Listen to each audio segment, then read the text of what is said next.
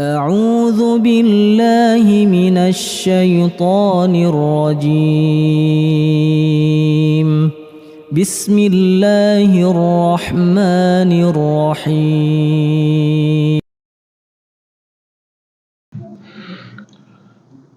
بسم الله. السلام عليكم ورحمة الله وبركاته.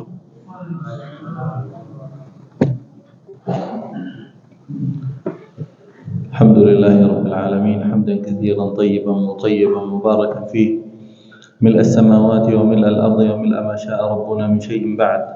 الحمد لله حمدا كثيرا طيبا، الحمد لله حمدا وشكر الله شكرا. اللهم لك الحمد كما ينبغي لجلال وجهك الكريم ولعظيم سلطانك.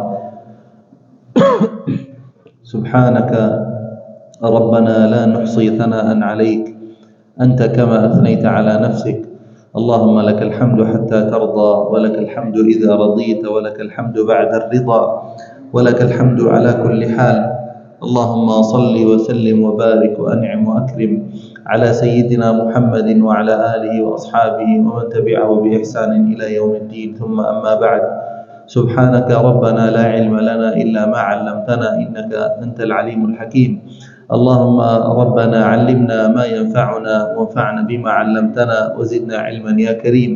اللهم ربنا أغننا بالعلم وزينا بالحلم وأكرمنا بالتقوى وجملنا بالعافية برحمتك يا أرحم الراحمين. ربنا ارزقنا علما وزدنا فهما ونعوذ بك من علم لا ينفع. Hadirin Bapak Ibu yang semoga dimuliakan oleh Allah Ta'ala, kita bersyukur kepada Allah Jalla wa'ala yang telah berikan untuk kita semua nikmat Islam, nikmat iman, nikmat sihah wal afiyah, nikmat kesempatan, nikmat bisa kaki kita berlangkah menuju ke masjid menghadiri majlis ilmu. Semoga Allah jadikan kita dari orang-orang yang bersyukur kepadanya. Lalu salawat serta salam kita tidak lupa sampaikan kepada Nabi sallallahu alaihi wasallam beserta sahabatnya dan keluarganya dan pengikutnya sampai hari kiamat. Semoga Allah berikan untuk kita ilmu yang bermanfaat dan kita memohon kepada Allah Jalla wa'ala untuk melindungi kita dari ilmu yang tidak bermanfaat. Hadirin yang dirahmati oleh Allah Ta'ala, Al-Faqir ingatkan diri dan para hadirin untuk kita perbaiki niat kita di majlis yang penuh berkah ini, di majlis talabul ilm. Semoga amalan kita semua diterima oleh Allah Ta'ala. Lalu terkait mudarasah kita di Ar-Rahiq Al-Makhtum li Al-Syeikh Safiyur Rahman Mubarakfuri rahimahullahu ta'ala, kita sampai di tahap reaksi Quraisy terhadap dakwah Nabi alaihi salatu wassalam. Tahap yang pertama yaitu tahap kita bisa bilang tahap diplomatik, tahap yang ada yang diplomatik, ada yang tahap untuk memainkan perasaan atau psikologi. Mereka membenci, mereka menghina, mereka berusaha untuk menjauhkan orang-orang ketika datang haji. Semua usaha mereka tidak bermanfaat. Tetap Nabi alaihi salatu wassalam berjuang di dakwah, tetap Nabi alaihi salatu wassalam dakwanya masih menyebar, tetap mengikuti Nabi alaihi salatu wassalam bertambah. Ini mereka sekarang pindah ke tahapan yang lebih struktur, lebih tertib. Mereka merasa bahawa menghadapi dakwah Nabi alaihi salatu wassalam tidak akan berhasil kecuali dengan rabat, dengan memberikan setiap orang tugas, dengan kerjasama. Lalu mereka berkumpul di sebuah tempat di Makkah yang namanya Darun Nadwah. Darun Nadwah itu seperti tempat diskusi mereka untuk mengambil keputusan yang penting untuk maslahah Makkah dan penduduk Makkah. Mereka berkumpul di Darun Nadwah, mereka diskusi. Lalu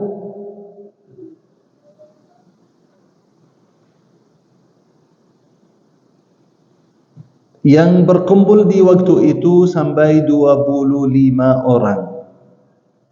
25 orang mereka bersepakat untuk menghadapi dakwah Nabi alaihi salatu wassalam di tahap yang lebih ekstrim, tahap perlawanan yang lebih keras. Karena tidak berhasil semua usaha mereka yang dengan hanya ucapan, hanya mengganggu dengan cara atau lain, enggak berhasil. Ini kita harus menghalangi dakwah ini agar tidak menyebar dengan cara yang lebih keras. Mereka mulai dengan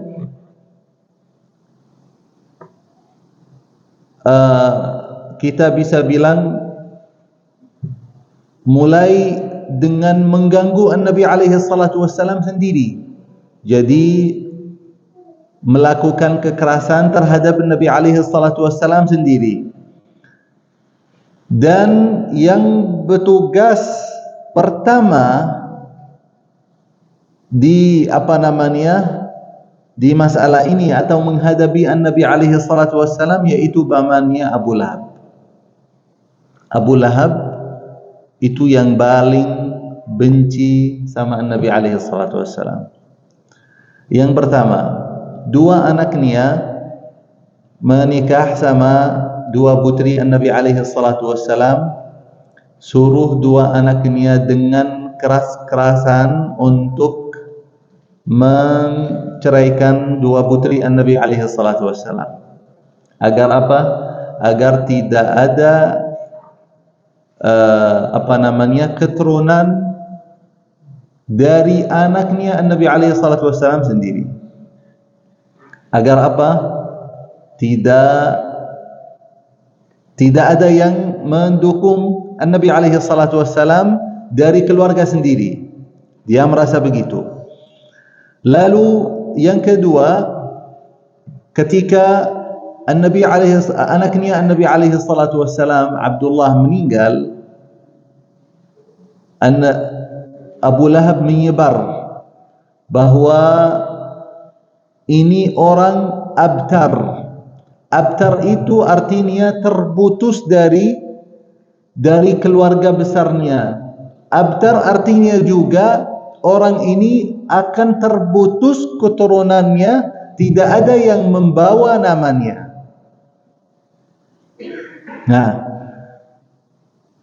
Menyebarkan agar tidak ada yang mempercayai. Ini semuanya main psikologi agar merendahkan azimah atau semangatan Nabi alaihi salatu wassalam. Oleh karena itu Allah Jalla wa Ala turunkan dalam Al-Quran surat Inna a'tainakal kautsar fashalli li rabbika wanhar inna syani'aka huwal abtar. Orang yang membenci engkau wahai Muhammad itu yang terputus. Terus begitupun istrinya Abu Lahab. Istrinya Abu Lahab yaitu Ummu Jamilah, adiknya Abu Sufyan. Dan Abu Sufyan terkenal bagaimana kelawanannya sama terhadap dakwah Nabi alaihi salatu wassalam. Itu sampai tahun ke-8 dari hijrah Nabi alaihi salatu wassalam. Setelahnya Abu Sufyan masuk Islam. Istrinya juga mengganggu Nabi alaihi salatu wassalam, membuang kotoran di depan pintunya Nabi alaihi salatu wassalam, sampai Allah Jalla wa Ala turunkan surat Tabbat yada Abi Lahab ma aghna anhu maluhu wa ma kasab sayasla naran dhata lahab wa imra'atuhu hammalatal hatab fi jidha hablum min masad. Allah Jalla wa Ala memberikan khabar untuk mereka berdua, Abu Lahab dan istrinya, bahwa kalian dari sekarang tempat kalian di neraka. Setelah Allah turunkan surat Al-Masad atau surat Al-Lahab, datanglah istrinya Abu Lahab ingin membenci Nabi alaihi salatu wassalam, ingin memarahi Nabi alaihi salatu wassalam di depan para sahabat. Ketika Nabi alaihi salatu wassalam berkumpul sama Abu Bakar dan para sahabat di depan Ka'bah, lalu dia bawa batu, terus subhanallah, ketika dia sampai di depan para sahabat, Allah matanya tidak melihat Nabi alaihi salatu wassalam. Dan riwayat ini riwayat sahihah, disebutkan di beberapa riwayat. Setelahnya si perempuan ini bicara sama Abu Bakar radhiyallahu anhu, bicara bahwa apakah temanmu itu membenci saya atau membicara syair yang merendahkan saya? Kata Abu Bakar radhiyallahu anhu,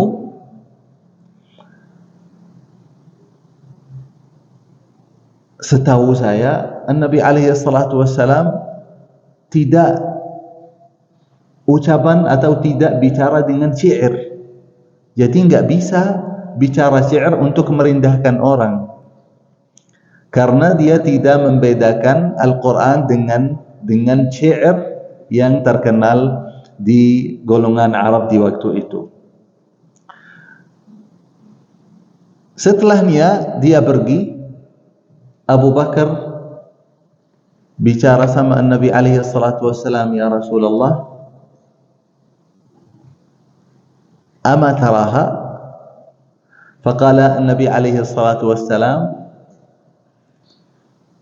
kalau dia tidak melihat saya ketika dia datang, Allah membuta matanya untuk melihat saya. Wahadi sebuah mu'jizah Allah Jalla wa Ala melindungi Nabi alaihi salatu wassalam dari perbuatan kasar orang-orang Quraisy di waktu itu. Lalu hadirin yang dirahmati oleh Allah Ta'ala, setelah dari rumahnya Nabi alaihi salatu wassalam sendiri, yaitu pamannya sendiri, melakukan kekerasan terhadap Nabi alaihi salatu wassalam, ingin Nabi alaihi salatu wassalam berhenti untuk menyebarkan dakwah, orang Quraisy yang lain mereka juga melakukan kekerasan terhadap beberapa dari sahabat yang lemah, yang tidak ada kabilah melindungi mereka, tidak ada orang yang bisa melindungi mereka, seperti orang-orang budak, seperti para sahabat yang mungkin kabilah mereka lemah. Itu mereka kena kesiksaan dari Quraisy di waktu itu. Contoh, Bilal radhiyallahu anhu. Bilal radhiyallahu anhu ketika ketahuan bahwa mengikuti Nabi alaihi salatu wassalam, sayyidnya, yaitu pemiliknya, siksa dia, keluarin di waktu Makkah yang paling panas, lepas bajunya, taruh di pasir yang paling panas, agar apa? Agar kembali atau melepas diri dari Islam. Akan tetapi kesabaran para sahabat, subhanallah, ini kesabaran para sahabat sebuah amalan yang mengalir pahala mereka sampai hari kiamat, karena dengan kesabaran para sahabat Islam bisa bertahan sampai hari ini. Subhanallah. Ini Bilal. Lalu ketika kita melihat Ammar bin Yasir sama ibunya dan ayahnya, mereka pemilik salah satu anggota Quraisy, mereka kena siksa. Ayahnya dibunuh, ibunya sampai dibunuh juga. Ammar bin Yasir, mereka siksa, melakukan kekerasan, bermacam kekerasan agar dia kembali, sampai Ammar ucapkan bahwa dia terlepas diri dari Islam. Mereka lepas. Datanglah Ammar bin Yasir radhiyallahu anhu bertemu dengan Nabi alaihi salatu wasallam, ya Rasulullah, saya ucapkan dengan kesadaran karena saya enggak tahan dengan apa yang mereka lakukan. Kata Nabi alaihi salatu wasallam, kaifa tajidu qalbak? Bagaimana di hatimu? Kata Ammar radhiyallahu anhu, inni uhibbullah wa rasulah. Saya masih mencintai Allah dan Rasulnya. Oleh karena itu Allah turunkan Quran, kita baca sampai hari kiamat. Man kafara billahi min ba'di imanihi illa man ukriha wa qalbuhu mutmainnun bil iman. Kecuali orang yang mereka terpaksa atau dipaksakan, akan tetapi hati mereka masih penuh dengan keimanan. Dan ini masalah para hadirin, masalah yaitu ketika kita di negara kufur atau di negara bukan negara Islam,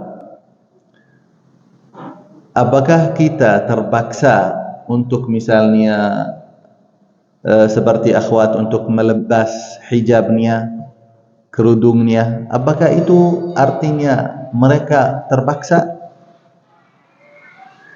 Sedangkan hati mereka penuh dengan keimanan. Oh, tidak masalah karena kita terpaksa. Ini kebutuhan pekerjaan, kita terpaksa. Enggak sampai gitu para hadirin. Kita aja di sini di negara Islam ada yang begitu dengan kelemahannya di negara Islam melepas kerudungnya atau melakukan maksiat,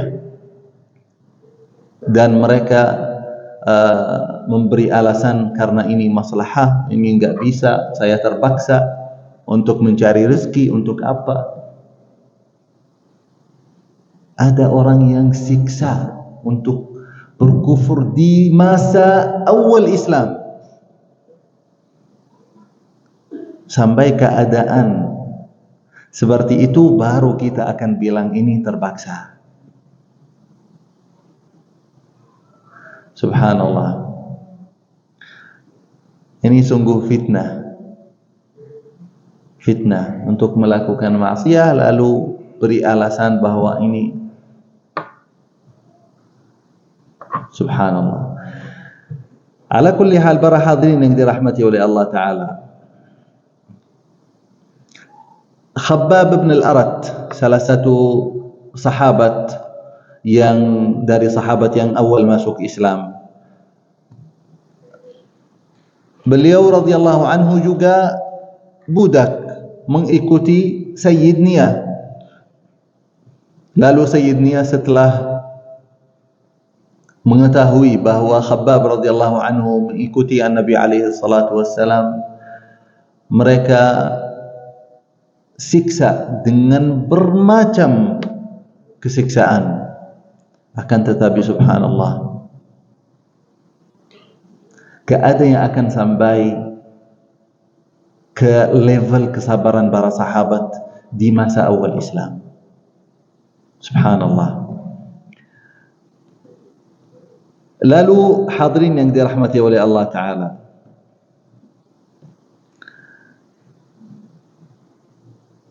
kalau kita ingin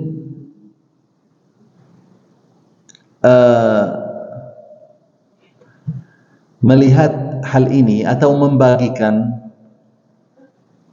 kekerasan Quraisy terhadap para sahabat, yang pertama, mereka lakukan kesiksaan di badan, yaitu seperti Bilal radhiyallahu anhu, Ammar, Khabbab bin al-Arat, itu mereka kena kekerasan sampai terluka badan mereka. Lalu mereka melakukan kekerasan sampai kena psikologi, seperti menghina, membenci, mereka membuang kotoran di depan pintu Nabi alaihi salatu wassalam, bahkan sampai ada yang membuang, yaitu Uqbah bin Abi Mu'ayth, salah satu musyrikin. Uqbah bin Abi Mu'ayth, apa yang dia lakukan? Dia ambil darah setelah unta melahir, apa namanya itu? Lupa namanya. Itu. Kalau dalam bahasa Arab, sala atau silaul jazur. Jadi itu darah setelah melahirkan. Si Uqbah bin Abi Mu'ayth ini ambil darah itu, menaruh di atas punggung Nabi alaihi salatu wassalam ketika bersujud di depan Ka'bah. Sampai begitu mereka ingin menghina Nabi alaihi salatu wassalam. Nabi alaihi salatu wassalam tidak angkat kepala sampai datanglah Fatimah radhiyallahu taala anha membersihkan kotoran itu. Lalu ketekanan sosial, Quraisy melakukan kepada Nabi alaihi salatu wassalam dan para sahabat ketekanan sosial. Mereka mengancam semua orang yang dekat Nabi alaihi salatu wassalam, entah kerabat, entah para sahabat. Mereka mengancam agar tidak ada yang mengikuti Nabi alaihi salatu wassalam. Lalu juga menyebarkan narasi yang palsu, yang bohong. Seperti apa? Ketika di musim haji, mereka menyebarkan narasi untuk para hujjaj bahwa jangan ada yang mengikuti orang ini. Ini orang adalah orang gila. Kita keluarganya, kita lebih tahu dengan keadaannya. Jangan kalian mengikuti. Ada yang menyebarkan bahwa ini melakukan sihir. Agar apa? Agar tidak ada yang mendekati Nabi alaihi salatu wassalam. Ini bermacam kekerasan. Lalu mereka ambil salah satu tahap, mereka pilih golongan para sahabat yang lemah. seperti yang tadi kita melihat. Akan tetapi tetap para sahabat mereka tidak sama sekali mundur, tidak sama sekali kembali ke kufuran. Lalu salah satu hal yang penting juga, kita melihat An-Nabi alaihi salatu wassalam menetap. An-Nabi alaihi salatu wassalam tetap kokoh di dakwahnya, tidak sama sekali merubah caranya, tidak sama sekali kita bisa bilang cara dakwahnya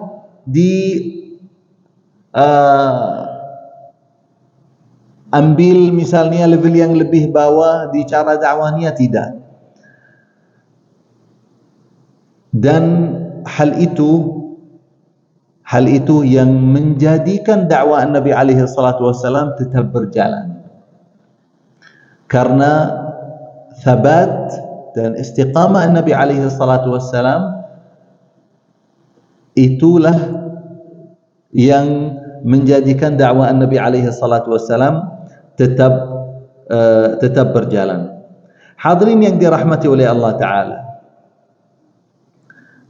kalau misalnya kita bertanya, apakah masalah Nabi alaihi salatu wassalam sama Quraisy itu karena agama saja, karena mereka bilang bahwa ini merendahkan apa yang kita menyembah, atau merendahkan agama ayah kaki kita, apakah masalahnya masalah agama saja atau ada faktor-faktor lain? Ternyata faktor agama itu jelas, bahwa dakwah Nabi alaihi salatu wassalam dengan terang-terangan menghancurkan kesyirikan, menghancurkan kekuasa orang kahin, yaitu orang-orang dukun. Terus dakwah Nabi alaihi salatu wassalam menghancurkan asnam, yaitu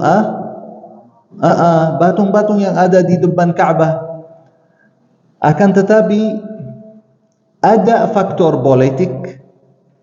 Dakwah Nabi alaihi salatu wassalam menghancurkan kekuasaan Quraisy atau kedudukan politik Quraisy sama semua masyarakat Arab secara umum. Juga di dalam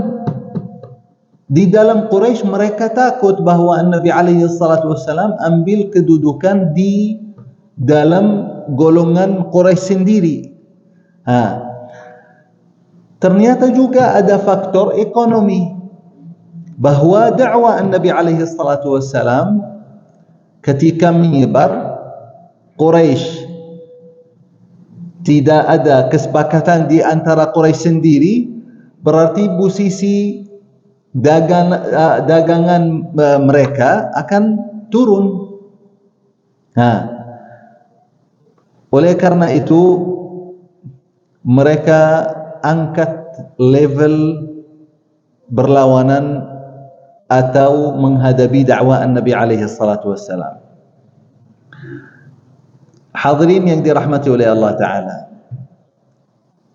sebuah hal yang kita bisa, atau hikmah yang kita bisa ambil dari kekerasan Quraisy terhadap dakwah Nabi alaihi salatu wassalam dan para sahabat, dan kesabaran para sahabat, bahwa dakwah Nabi alaihi salatu wassalam itu tidak hanya menyampaikan informasi, menyampaikan tausiah. Dakwah itu bukan hanya menyampaikan ayat. Dakwah itu melakukan reformasi dari nol, untuk orang sendiri, untuk satu kota, untuk sistem secara umum. Dakwah Nabi alaihi salatu wassalam tetap jalan, oleh karena itu wajar untuk mendapatkan secara sejarah kita melihat siapapun yang membawa dakwah seperti dakwah Nabi alaihi salatu wassalam di zaman kita ini, di zaman yang sebelum kita, orang yang membawa perbaikan akhlak, perbaikan akidah, pasti akan dapat lawanan seperti ini. Akan tetapi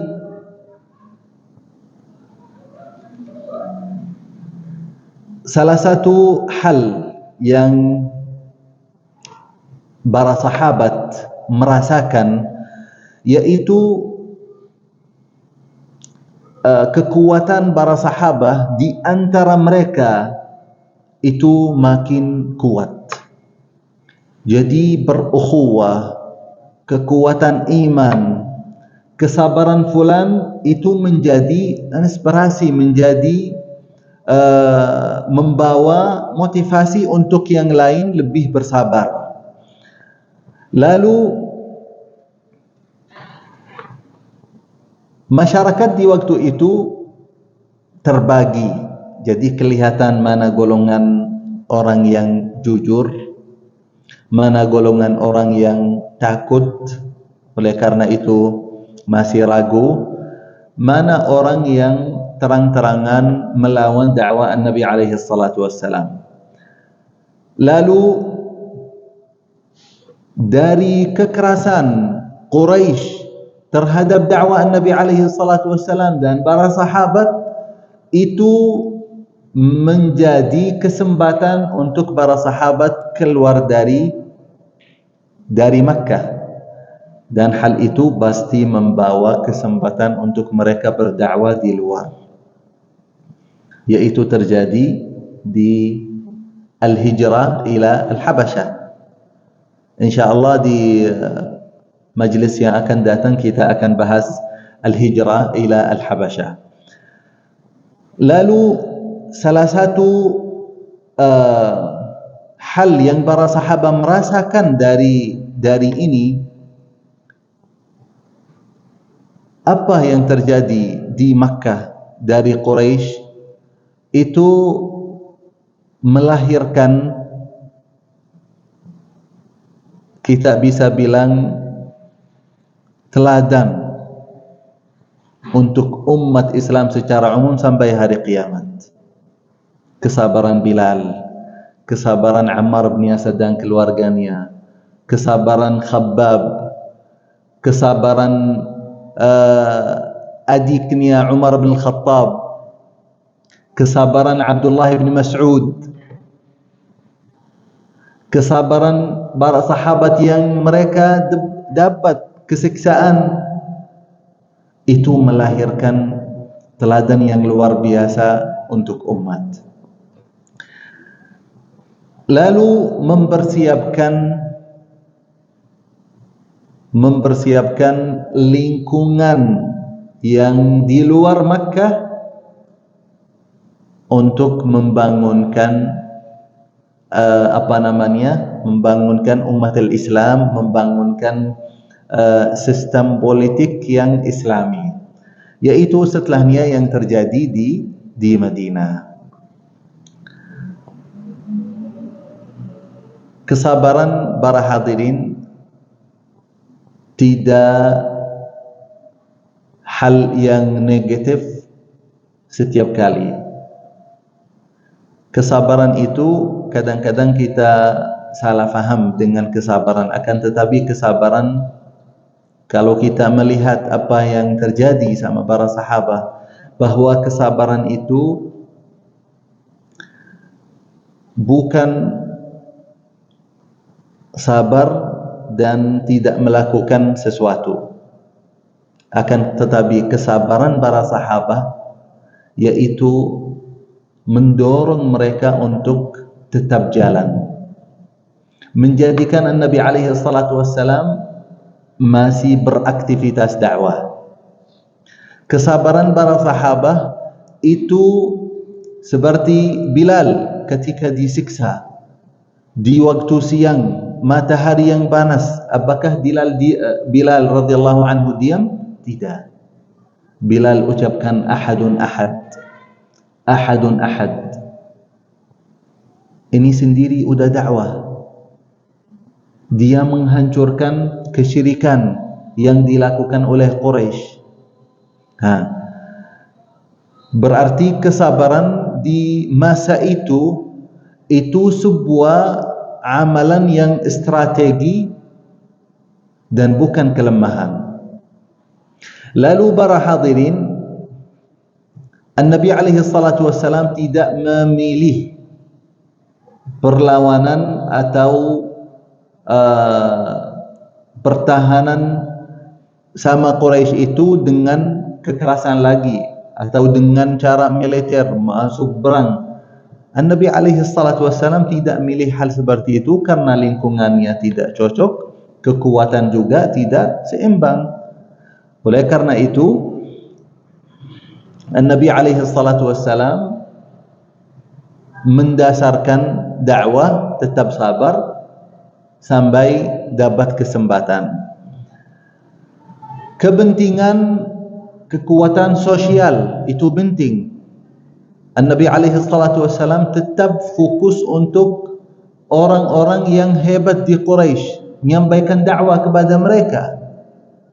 Dan dalilnya bahwa An-Nabi alaihi salatu wassalam ketika menyampaikan dakwah ke salah satu orang yang berposisi atas di Quraisy, datanglah seorang yang buta, yaitu Abdullah bin Ummi Maktum radhiyallahu anhu. Allah Jalla wa Ala cerita di surat Abasa. Hal itu surat Abasa para hadirin, meskipun ada kata para ulama, Allah Jalla wa Ala menegur An-Nabi alaihi salatu wassalam atau menyampaikan bahawa kenapa engkau tidak peduli sama orang yang buta ini sedangkan hatinya penuh dengan keimanan, ingin belajar Islam. Akan tetapi kamu milih untuk fokus sama orang yang berposisi atas karena mengharap ada banyak orang yang akan mengikuti nanti. Akan tetapi hal itu menunjukkan bahawa An-Nabi alaihi salatu wassalam berusaha keras untuk mendasarkan kekuatan sosial untuk agama Islam. An-Nabi alaihi salatu wassalam meyakini sebuah hal, bahawa kekuatan sosial itu adalah sebuah solusi atau perlindungan untuk dakwah agar tetap dakwah itu bertahan. Kita lihat di masa Abu Talib, pamannya An-Nabi alaihi salatu wassalam ketika berposisi kepala Quraisy. Abu Talib melindungi An-Nabi alaihi salatu wassalam. Berarti kekuatan sosial itu penting untuk memulai atau jadi dasar kekuatan sebuah dakwah.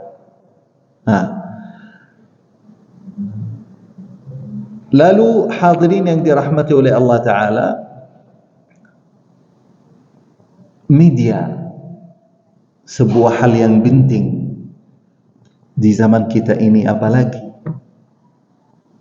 di zaman Quraisy mereka juga memahami kepentingan media, bahwa media itu juga penting untuk bisa menguatkan sebuah narasi atau menghancurkan sebuah narasi. Oleh karena itu mereka berusaha keras untuk menyebarkan narasi-narasi yang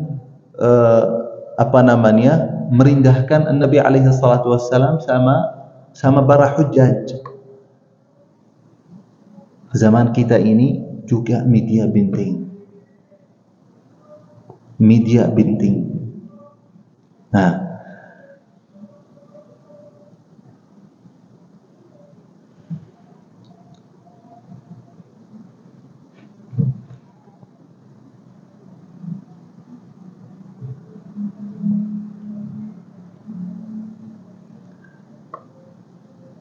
kita bisa tutup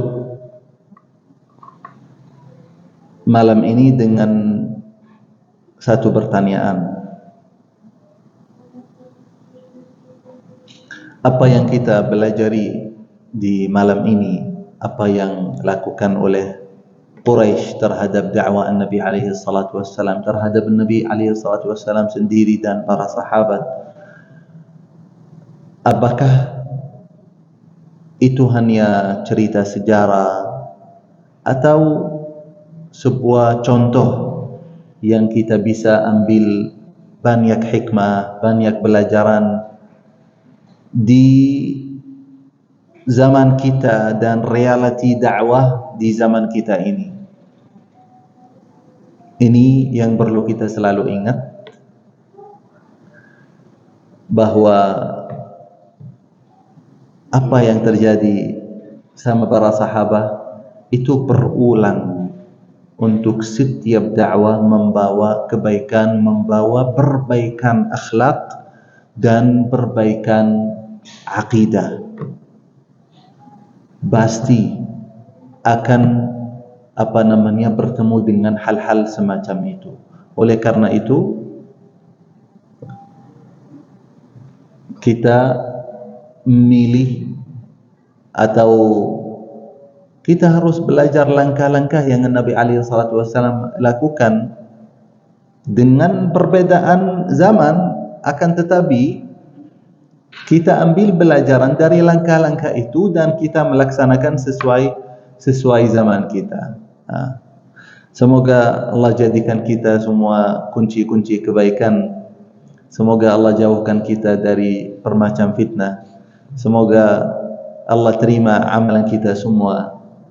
Nas'alullah bimannihi wa karamihi an yuthabbitana wa iyyakum ala ad-dini wal haqqi was sunnah, innahu waliyyu dhalika wal qadiru alayhi. Allahumma ighfir lana dhunubana wa israfana fi amrina wa thabbit aqdamana wa ansurna ala al-qawmil kafirin. Allahumma ighfir lana wa liwalidina wa limashayikhina wa muallimina wa liman ahsana ilayna.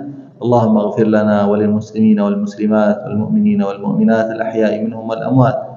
Rabbana hab lana min azwajina wa dhurriyyatina qurrata a'yun waj'alna lil muttaqina imama. Allahumma ij'alna muqimin as-salati wa min dhurriyyatina rabbana wa taqabbal du'a. Rabbana atina fid dunya hasanah wa fil akhirati hasanah wa qina 'adzaban nar. Hadza wallahu ta'ala a'lamu ahkamu. Sallallahu wa sallam wa baraka wa karram ala sayyidina Muhammad wa ala alihi wa ashabihi ajma'in. Walhamdulillahi rabbil alamin. Nakhtim bi du'a kafarat al-majlis. Subhanaka Allahumma wa bihamdik, nashhadu an la ilaha illa ant, astaghfiruka wa natubu ilaik. Assalamualaikum warahmatullahi wabarakatuh. لئن شكرتم لأزيدنكم ولئن كفرتم إن عذابي لشديد